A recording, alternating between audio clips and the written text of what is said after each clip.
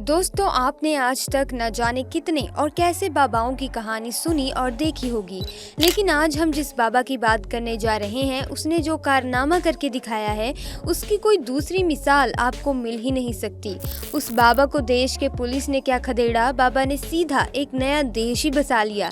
जी हाँ दोस्तों, ये कोई मजाक नहीं है। कई इल्जामों से घिरे इस बाबा ने भारत से भागकर भारत से करीब 16,000 किलोमीटर दूर एक नया देश बसाने का ऐलान किया है। वहीं इस देश के लिए पासपोर्ट से लेकर देश के संविधान और कानून की भी रूपरेखा तय कर ली गई है।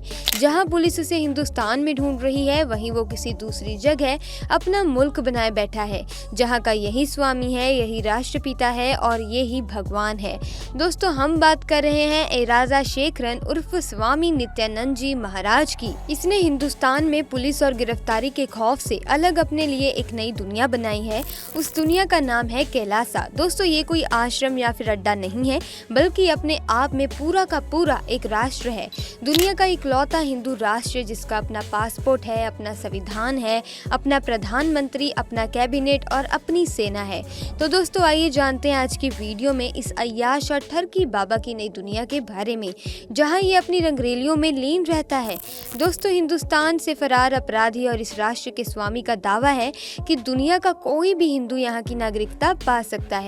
आपको बता दें, ये बाबा मशहूर तब हुआ जब इसकी अपनी साध्वी के साथ एक वीडियो लीक हो गया, और उससे भी ज्यादा सुर्खियां इसने तब बटोरी जब इसने अमेरिकी देश के एक्यूडो के नजदीक एक टापू को खरीदकर उसे अपना नया देश घोषित कर दिया और उस देश का नाम रखा कैलासा।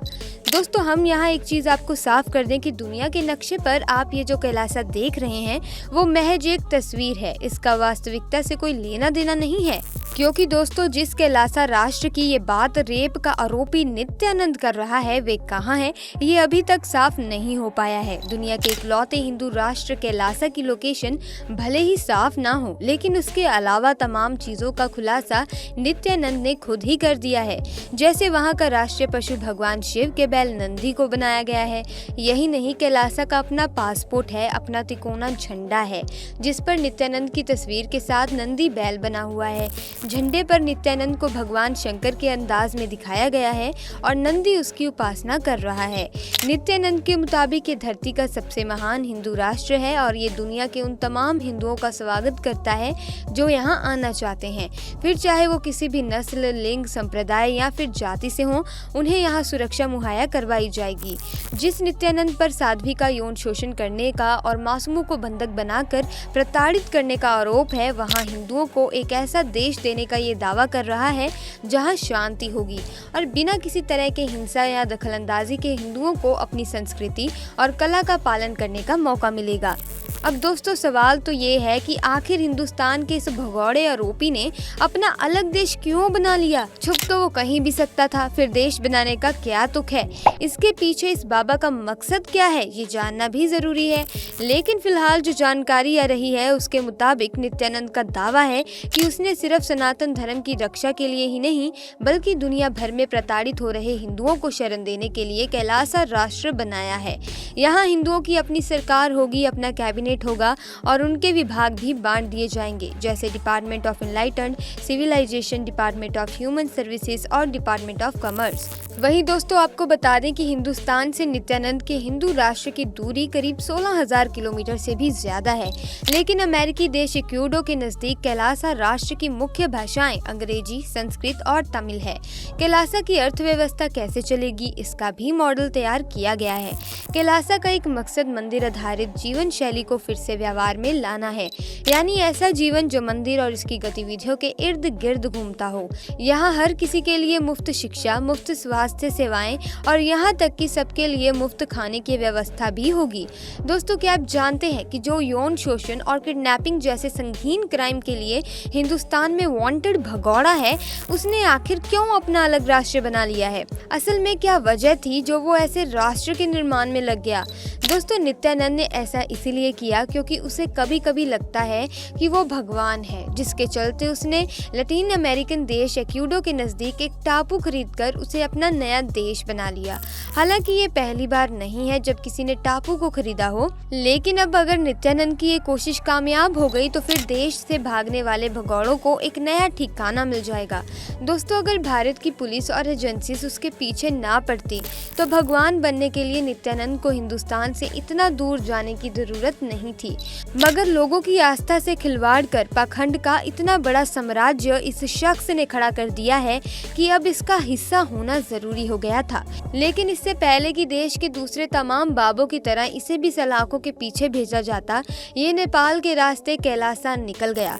दोस्तों, खुद को चमत्कारी शक्तियों से भरपूर होने का दावा करने वाले भगौड़े नित्यानंद की तलाश काफी वक्त से पुलिस को थी, मगर अब उसकी खबर आई भी तो वो इतनी दूर निकल चुका है कि उसे पकड़ना मुश्किल है।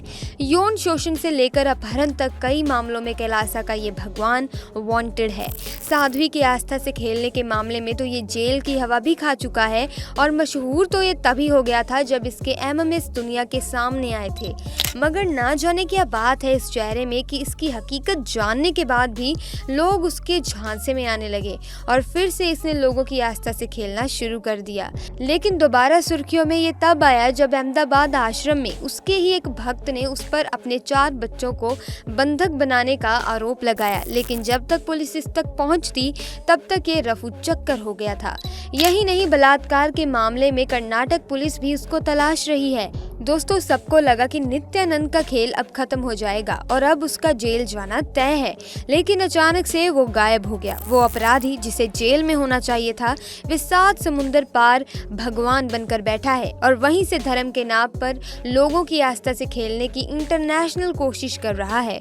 खुद को शिव का अवतार बताने वाला ये शख्स कोई चमत्कारी नहीं बल्कि एक ढोंगी है, एक अपराधी है और सिर्फ एक भगौड़ा है जो कानून के शिकंजे से बचने के लिए देश छोड़कर फरार हो गया है। और अब जब कैलासा राष्ट्र का निर्माण करने का दावा कर रहा है और दुनिया के सामने नित्यानंद ने खुद ही इस देश को बनाने की संकल्पना जाहिर की थी। दोस्तों, ऐसा इसलिए क्योंकि अब भारत में नित्यानंद की पोल खुल चुकी थी। वो जानता था कि अब बहुत ज्यादा वक्त तक वो कानून के शिकंजे से बच नहीं पाएगा, इसीलिए उसने विदेश में इस नए देश को बनाने का काम शुरू कर दिया था। नित्यानंद का अगला टारगेट अब वो विदेशी लोग हैं जिन्हें वो हिंदू धर्म, संस्कृति, योग और मेडिटेशन के जरिए शांति देने का दावा कर ठगने की कोशिश में है। दुनिया भर में अपना साम्राज्य तो उसने पहले से ही बना रखा है, अलग अलग देशों में उसके आश्रम भी हैं। ऐसे में अगर कैलासा राष्ट्र पूरी तरीके से अस्तित्व में आ गया और उसे पूर्णतः मान्यता मिल गई तो फिर उसे पकड़ना आसान नहीं होगा।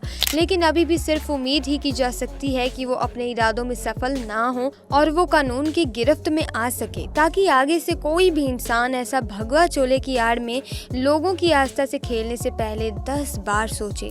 दोस्तों, कानून तो अपना काम कर ही रहा है, लेकिन अब हमें भी सावधान रहने और बाकी लोगों को भी जागरूक करने की जरूरत है, ताकि नित्यानंद जैसे ढोंगी बाबा कभी भी हमारी आस्था के साथ ना खेल सके।